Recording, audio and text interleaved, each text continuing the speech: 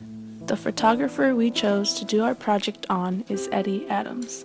He was born June 12, 1933, in New Kensington, Pennsylvania. Adams was an American photographer and photojournalist. He began his photography career in his teenage years, working on the photography staff of his high school newspaper and also as a wedding photographer. After high school, he joined the U.S. Marine Corps.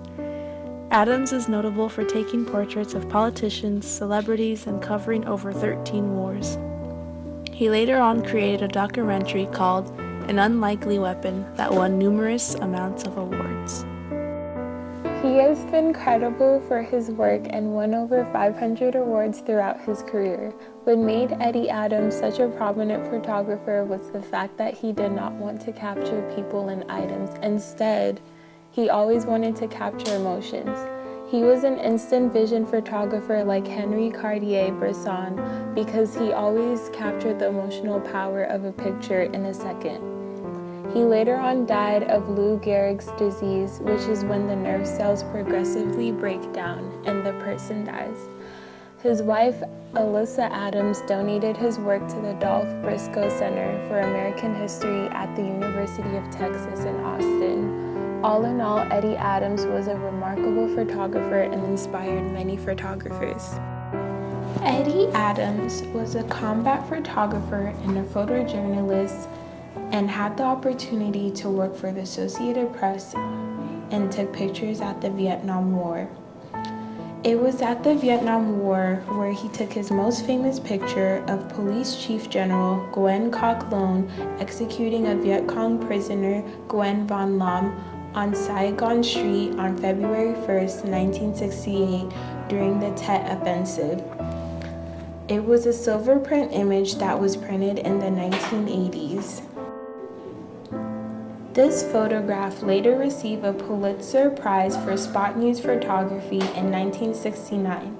It emphasized on intimate storytelling and portrayed instant vision because he captured a picture in a split second and also captured the emotional intensity of the gun being pointed to the Viet Cong prisoner's head. Even though he became famous for that picture, because it caught the eye of so many Americans and the reality of what was happening in the Vietnam War, he regretted it. Adams later apologized in an interview stating, "The general killed the Viet Cong, I killed the general with my camera. Still, photographs are the most powerful weapon in the world. People believe them, but photographs do even without manipulation. There are only half-truths. What the photograph didn't say was, what would you do if you were the general at the time and place on that hot day and you caught the so-called bad guy after he blew away 1, 2, or 3 American." This picture really messed up his life. He never blamed me. He told me if I hadn't taken the picture, someone else would have. But I felt so bad for him and his family for a long time. I sent flowers when I heard that he had died and wrote, "I'm sorry, there are tears in my eyes." Adams later apologized in person to General Nguyen and his family for the permanent damage he did to the general's honor while he was still alive. When Nguyen died, Adams praised him as a hero of a just cause. The photo I chose to speak about is one Adams took during the time of the Vietnam War. The title of the photo is Marine Crossfire, Vietnam, taken by Adams in 1965. The medium of the photo is archival Epson print. In this photo, you can see the fear and agony that is being shown by the people in the photo. In the front, there is a Vietnamese woman who looks very distraught.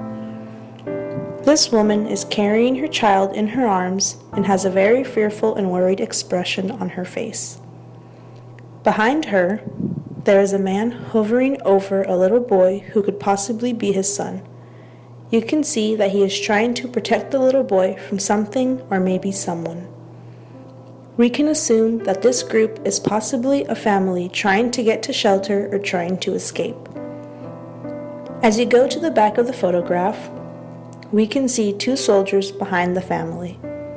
The soldiers are carrying their weapons and look as if they are going around gathering people from all over the village. At a first glance of this photo, one can tell that it contains a lot of emotion. This photograph depicts what Adam's view on the Vietnam War could have really been about. How it was a very devastating event for everyone who was in Vietnam at that time. As if he was trying to show what war can do to people, to families, and how terrifying war really is. You can just sense the fear, the pain, and the sadness of the people in the picture. When I saw the picture, I thought it could very well relate to the category of pictures called social document. It relates to the category of social documents because it is clearly visible in the photos of how saddening that time period was. This photo was just one of the many that added to making Adams a well-known photographer.